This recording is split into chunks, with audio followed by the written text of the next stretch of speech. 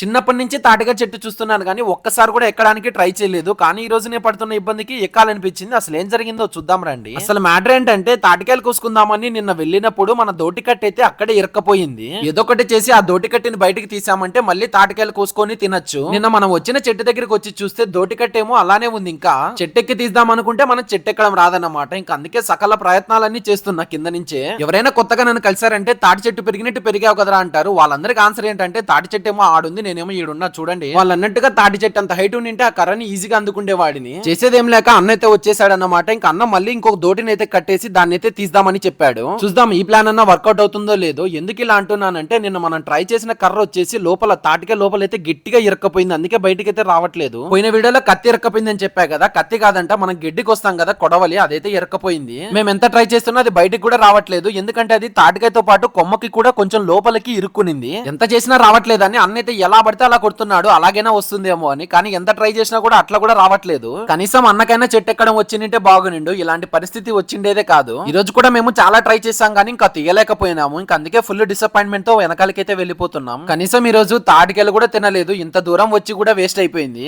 వీడియోకి ఒక లైక్ చేసుకొని ఛానల్ ని సబ్స్క్రైబ్ చేసి పెట్టుకోండి. ఇలాంటి వీడియోస్ అయితే మన ఛానల్లో వస్తూ ఉంటాయి.